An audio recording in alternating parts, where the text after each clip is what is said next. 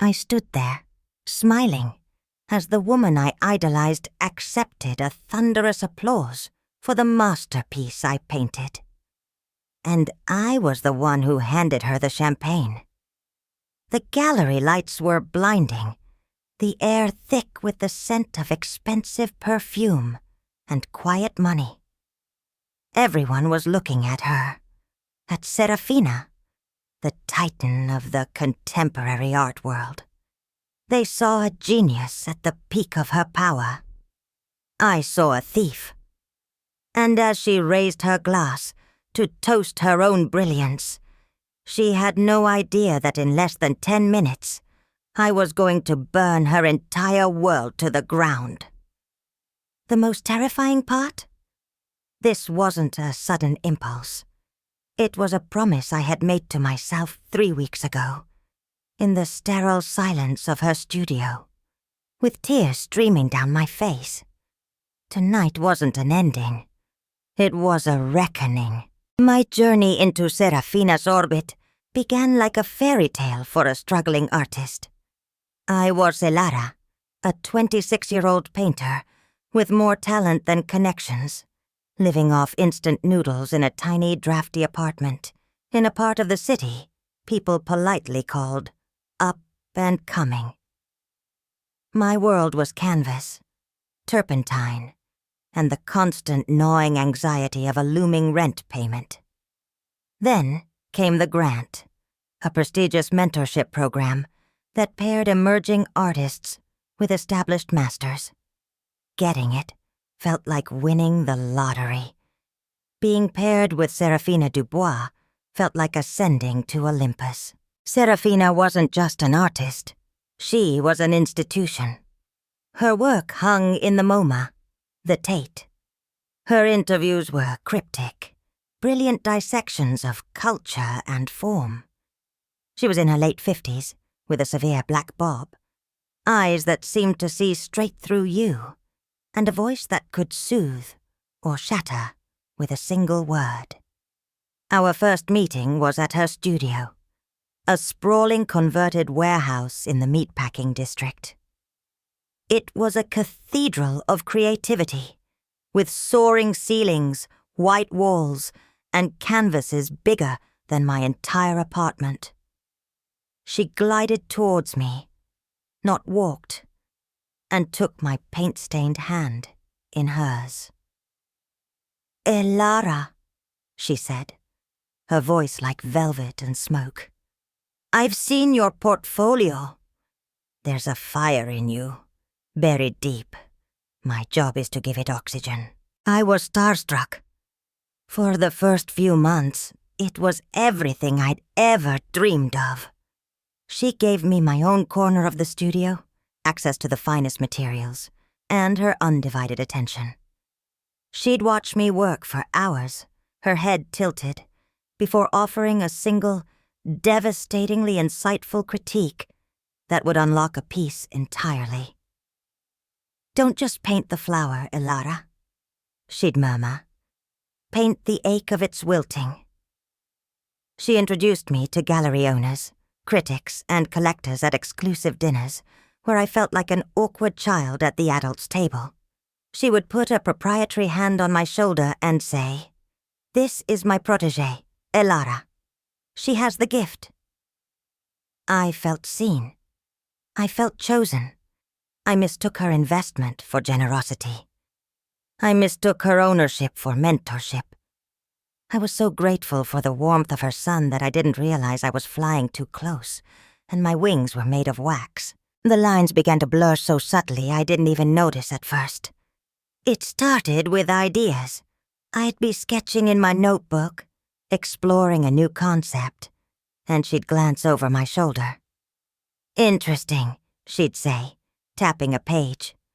"But what if we pushed it further? What if the fragmentation wasn't just visual, but emotional?" We'd talk for hours, her brilliant mind shaping and molding my raw thoughts. A week later, at a meeting with a curator, I'd hear her presenting my idea, refined and polished, as a concept she was developing. "I've been exploring this notion of emotional fragmentation," she would say, and the curator would nod, captivated. If I looked surprised, she'd give me a little wink later, as if we were in on a secret together. "Our little project," she'd call it, but "our" quickly became my. My style began to influence hers. I favored a specific technique of layering translucent glazes to create a sense of depth and memory, a style I'd spent years perfecting in my lonely apartment. Serafina, whose work had been famously bold and graphic, started experimenting with it. "You've inspired me, darling," she'd say, and I would blush with pride. I thought I was contributing to a dialogue. I didn't realize my voice was being absorbed. She paid for my meals, covered my art supplies, even gave me a stipend that was just enough to keep me from worrying about rent. I was living inside her world, breathing her air, and slowly, I was forgetting how to exist on my own. I was her well, and she was drawing from it every single day, convincing me the water was hers to take. The real injustice began with the Ember and Ash collection. It was my soul on canvas. The series was born from the most painful period of my life. Watching my childhood home burn down in a wildfire a few years prior. It was about loss, the ghost-like memory of a place you can never return to, the beauty that can be found in destruction.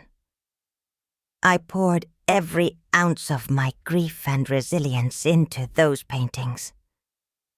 I showed the first completed piece to Serafina, my hands trembling. She was silent for a full 10 minutes, just staring at it. I thought she hated it. Then she looked at me, and her eyes were filled with a strange, predatory gleam I'd never seen before. "This," she said, her voice barely a whisper. "This is it. This is major.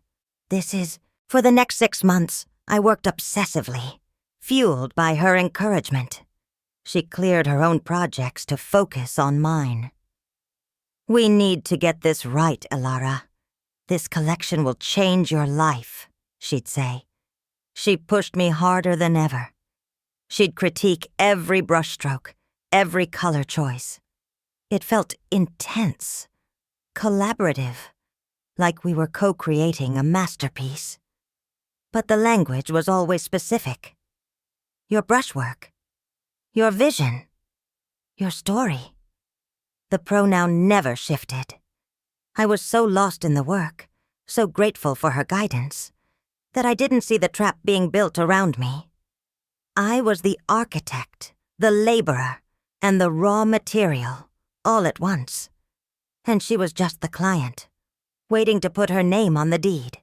The first real crack in the facade appeared during a visit from Julian Croft, the owner of the most influential gallery in Chelsea. He came to the studio to see the progress. I stood back, expecting Serafina to present me and my work. Instead, she stood in front of the canvases as if they were her own. "Julian," she announced, her voice resonating with theatrical gravity. "I'm calling it Ember and Ash. It's deeply personal." She proceeded to narrate the story of the fire, my story, but she told it in the first person. She spoke of the smell of smoke, the loss of family heirlooms, the feeling of being unmoored. She stole my memories and wore them like a couture gown. I stood frozen, my blood turning to ice. Julian was mesmerized. "Serafina, it's a triumph," he breathed. "A bold new direction. So vulnerable." Serafina glanced at me over her shoulder and gave me a tiny, almost imperceptible smile. It wasn't a smile of inclusion. It was a smile of ownership. In that moment, I wasn't her protégé. I was a ghostwriter for her pain. The full gut-wrenching revelation came 3 weeks before the exhibition opening. Serafina was in Paris for a retrospective, leaving me to put the finishing touches on the collection. She had asked me to organize her digital archives, a menial task she knew I hated, but would do without complaint. Just clean up the folders, darling. Create a new backup. You're so much better at this tech stuff than I am. I was dragging files to an external hard drive when my cursor hovered over a folder I didn't recognize. It was cryptically labeled Legacy. Curiosity, or maybe some primal instinct for self-preservation, made me click it. It was Pandora's box. Inside were subfolders, meticulously organized. The first one I opened was Contracts. There it was, the exhibition agreement with Julian Croft's gallery. It was a solo exhibition contract. For Serafina Dubois, the collection was listed by name, Ember and Ash. My name was nowhere. Not as a collaborator, not as an assistant, not even in the fine print. My heart hammered against my ribs. I felt sick. I clicked on another folder. Press Strategy. It contained draft interviews and press releases. In her most vulnerable work to date, Serafina Dubois draws upon a deep personal tragedy, the loss of her family home to fire, to explore themes of destruction and rebirth. They had built an entire narrative, a marketing campaign, around my stolen trauma. But the final soul-crushing blow was in a folder named Rehearsal. It contained a single video file. I double-clicked, and Serafina's face filled the screen. She was in the studio, pacing in front of my paintings, speaking to an unseen assistant. She was practicing. She was rehearsing my life. The smell. It never leaves you, she said, her voice catching with practiced emotion. It was like the sky was bleeding. She recited details I had only told her in confidence, moments of profound private grief, and she was workshopping them, testing which phrases landed with the most impact. She paused, looked at the person off camera, and asked, "Was that too much? Does it sound authentic?" I stopped the video. The silence in the studio was deafening. I looked at my paintings, my beautiful, painful, honest paintings. They weren't mine anymore. They were props in her play. The air left my lungs in a sob that was silent, but shook my entire body. It wasn't just about the credit. It wasn't about the money. She had hollowed me out. She had taken my deepest wound, the thing that had shaped me, and turned it into a commercial product. The grief was a physical thing, a crushing weight on my chest. But then, as the tears dried, something else rose in its place. A cold, quiet, diamond-hard fury. She thought I was a naive little girl she could consume and discard. She had no idea who I really was. My reaction wasn't explosive. It was meticulous. The grief had passed through me and left behind a terrifying clarity. For an hour, I just sat there, in the quiet of her studio, surrounded by the evidence of my own erasure. Then I stood up. I didn't smash anything. I didn't cry anymore. I acted. First, I went back to the Legacy folder. I plugged in a tiny, unmarked USB stick I kept on my keychain. I copied everything. The contracts, the press strategy, the invoices for the canvases that were billed to her, but that I had prepped and stretched myself.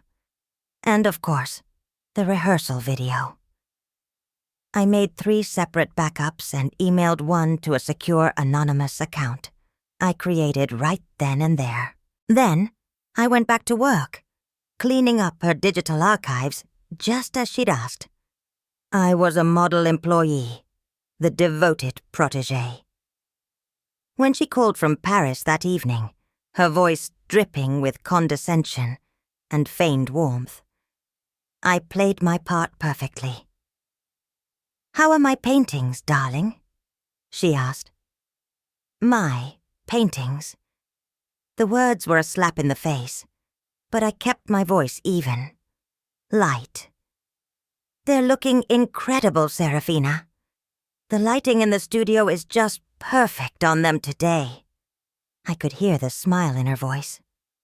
"Excellent. Just keep things tidy. Julian is stopping by again tomorrow. Be a dear and get him a cappuccino, will you?" "Of course," I said. "Anything for the show." The next 3 weeks were the longest performance of my life. I was a spy in my own story. I anticipated her needs. I prepped the canvases for transport to the gallery. I spoke with the installers. I smiled and nodded while she and Julian discussed the hanging order, completely ignoring my presence. I was a ghost, and I used my invisibility as a shield. Inside, I was a coiled spring. I reached out to a friend of mine from college, a tech genius who now did high-level cybersecurity. I met him for coffee, far away from the gallery district. I didn't tell him the whole story, not at first. I just said I was working on a performance art piece and needed technical help. "I need to be able to override the projector system at a specific gallery during a specific event," I said. "Can you do it discreetly? So no one knows where it's coming from until it's too late?" He raised an eyebrow, a slow grin spreading across his face. "Elara, for you, I can make those projectors sing opera." I documented everything. I took time-stamped photos of my original sketches for the Ember and Ash series. I found my old journals from the year after the fire, filled with the raw thoughts and imagery that had become the foundation of the collection. I built a mountain of evidence, a silent digital fortress around my truth. Serafina, wrapped up in the glow of her impending triumph, noticed nothing. She saw me as a useful, pathetic creature, blinded by admiration. She never once considered that I might be intelligent, that I might be angry. She thought she was the master of the game, but she didn't even know she was playing against an opponent who had already seen all her cards. The final piece of my plan was the cruelest, but the most necessary. I decided I wouldn't just expose her. I would let her climb to the very top of the mountain, let her feel the sun on her face, before I kicked the ladder out from under her. To understand why she thought she could get away with it, you have to understand how we met. It wasn't just through a grant program. The application required a personal essay, a story of artistic becoming. I wrote about the fire, not in a sentimental way, but about how the act of witnessing such total destruction had annihilated my fear of a blank canvas. If everything could be lost in a moment, then what was the risk in a single, wrong brushstroke? My essay was raw, honest, and it won me the spot. When Serafina met me, she didn't just see a talented painter. She saw a narrative. She had done this before, just on a smaller scale. I was so dazzled at first. I wrote off the early signs as quirks of a genius. 6 months into my mentorship, I had a small breakthrough on a diptych I was working on, a piece unrelated to the Fire series. A local art blogger came to the studio to interview Serafina, saw my piece, and was captivated by it. He asked me about my process. Before I could answer, Serafina stepped in, draping an arm around me. "We've been working on this together," she said smoothly. "Elara had this wonderful initial impulse, and I helped her refine the emotional language of it." The blog post came out a week later. It praised Serafina's generous mentorship and her ability to elevate the work of her students into her own sophisticated dialect. My name was a footnote. I felt a sting of resentment, but I buried it.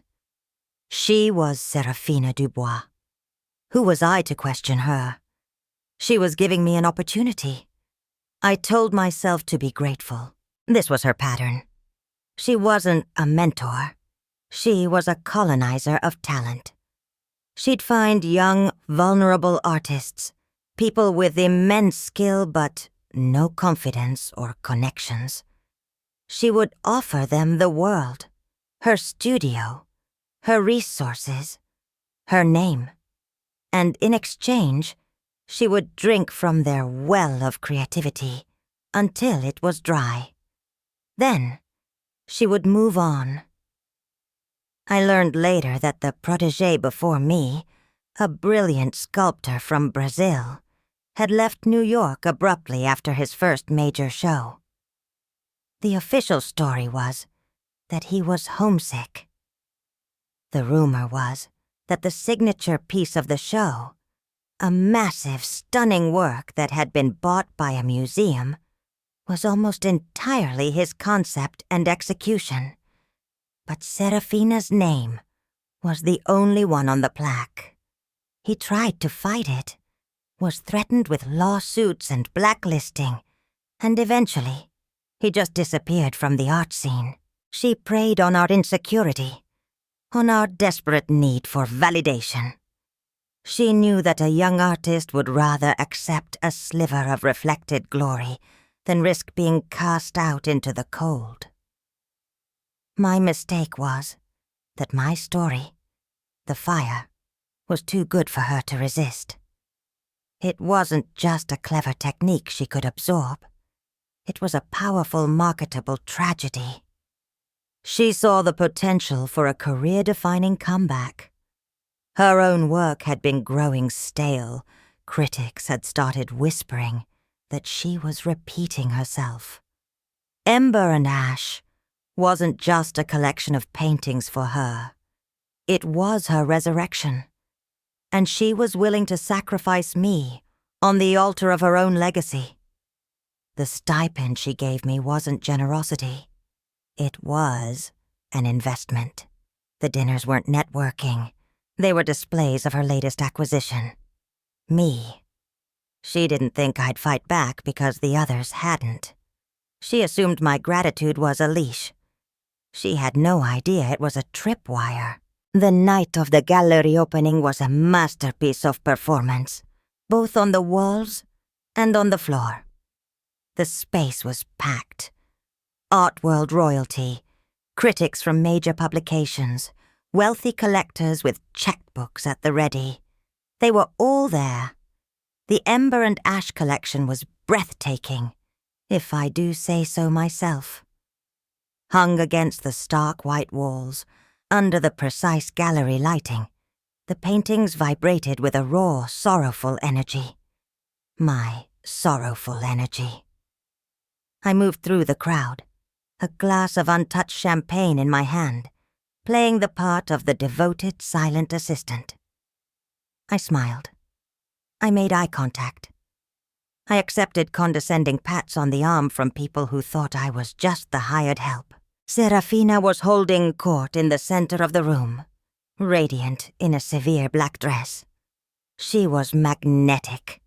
She spoke about her process, her vision, her pain. I watched her and I felt nothing but a profound, cold calm. My friend, Leo, the tech genius, had confirmed he was in place. "The stage is yours, whenever you want it, Elara." His text read, "Just give me the word." The word was now. I had decided to wait until the apex of the evening, her official speech. At 9 p.m., Julian Croft tapped a glass for silence. The crowd hushed. He gave a glowing introduction, lavishing praise on Serafina's courage and unflinching vulnerability. Then he welcomed her to the floor. Serafina stepped into the spotlight, her face a perfect mask of humble gravitas. This was it. Her coronation. "Thank you, Julian," she began, her voice resonating through the silent gallery. "This collection, this one is different. It came from a place of profound loss. Many of you see paintings, but I see a memory of a night when the sky was on fire." She was weaving the story, my story, into a beautiful, tragic tapestry for them all to consume. I stood near the back, by one of the large projection walls. As she continued, speaking of sifting through the ashes of her childhood, I took out my phone. I sent the text to Leo. "Now, at first, nothing happened," Serafina continued, her voice swelling with emotion. "To look at something you love, something that defines you, and watch it turn to ash." And then the massive screen behind her flickered. The gallery's logo dissolved. For a split second, it was replaced by a high-resolution scan of my original dated sketch for the centerpiece of the collection. A murmur went through the crowd. Serafina faltered, glancing behind her with a flicker of annoyance, assuming it was a technical glitch. Then the next image flashed up. A page from my journal, my handwriting clear, describing the exact emotions she had just articulated. Then another. A time-stamped photo of me, in my old apartment, working on the first canvas of the series, long before I even met her. The images began to cycle faster. Sketches, notes, photos of the work in progress, all clearly showing me as the creator. The murmuring grew louder. People were taking out their phones, recording. Julian Croft's face was a mask of confusion and horror. Serafina's voice had died in her throat. She stood frozen in the spotlight, her face paling. The final blow was the video. Leo didn't play the whole thing, just one perfect, damning clip. Her rehearsal video filled the screen. There she was, in her own studio, looking not at all like a grieving artist, but like an actor running lines. Her voice, tinny through the gallery speakers, echoed in the dead silence.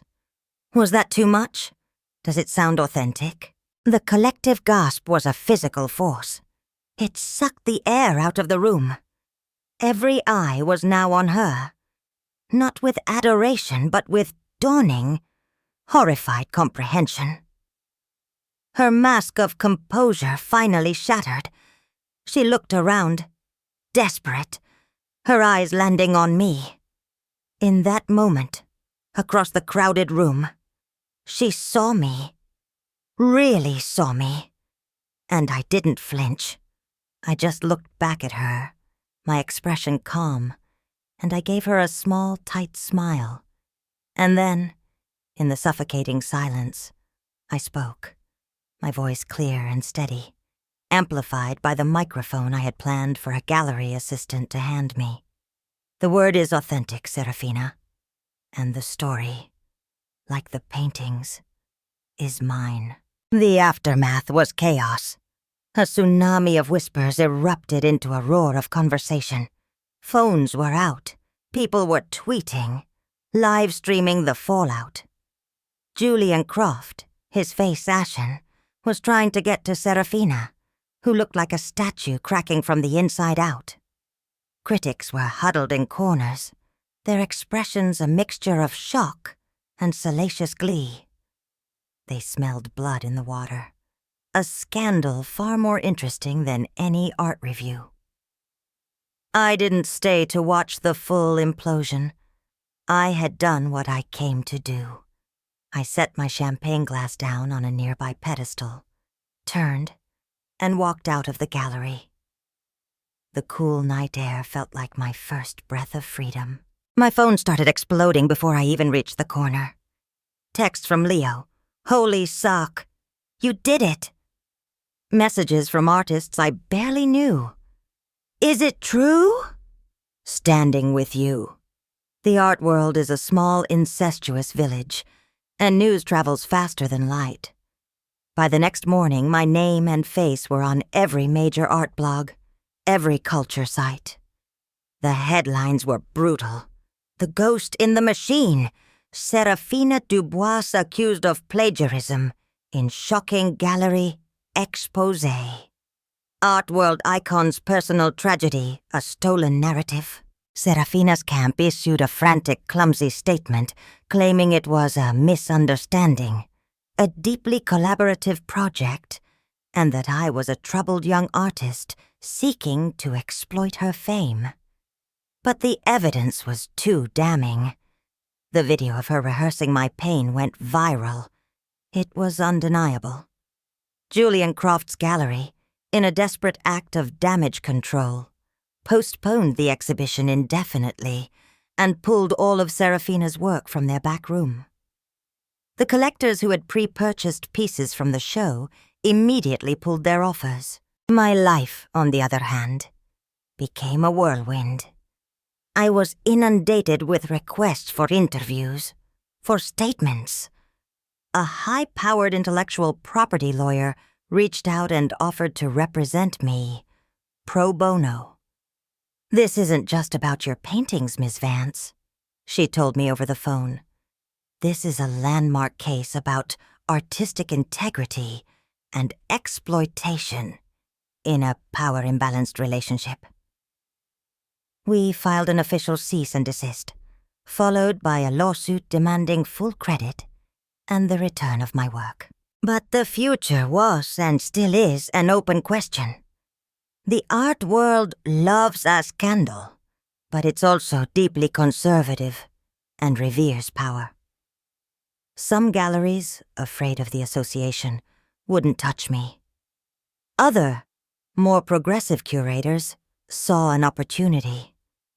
I was offered my own solo show, a chance to exhibit Ember and Ash under my own name. But I knew it wouldn't be simple. I would forever be Elara Vance, the artist who was ripped off by Serafina Dubois. My work would be viewed through the lens of the scandal. I had won the battle in the most public way imaginable.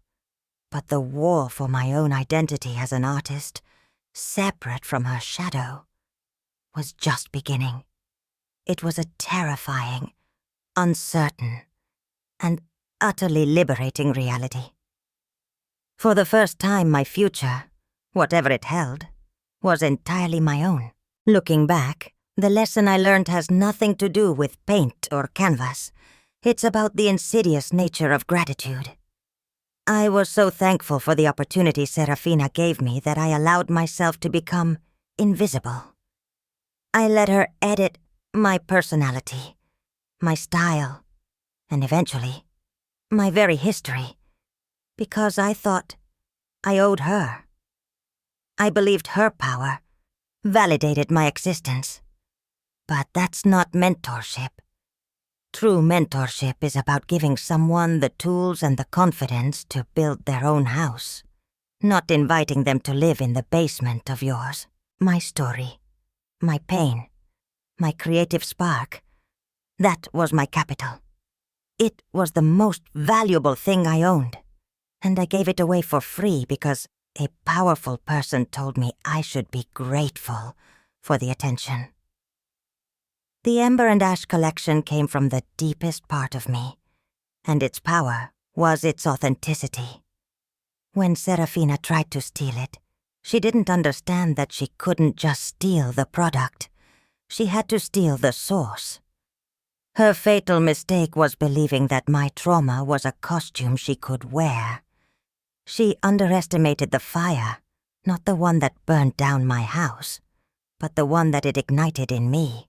The ultimate lesson is this. Your voice is not a gift to be given to someone else to speak for you. Your story is not a resource to be mined. Don't let anyone, no matter how brilliant, successful, or charismatic, convince you that your light is only valuable when it's reflected in their eyes. Sometimes, the most important work of art you can create is the boundary you draw around your own soul. You have to be the unapologetic curator of your own life, and you get to decide who's allowed to hang on your walls. So now I turn it over to you. We've all had moments where we felt our contributions were overlooked, or our ideas were co-opted by someone with more power. Maybe it was a boss, a mentor, a family member, or a friend. Have you ever had to fight to reclaim your own narrative? Did you stay silent? Or did you do what I did and burn it all down to build something new from the ashes? I want to hear your stories. Drop a comment below because our stories are all we truly have. They are worth fighting for. And if my story resonated with you, please consider subscribing. There's so much more to talk about. Thank you for listening.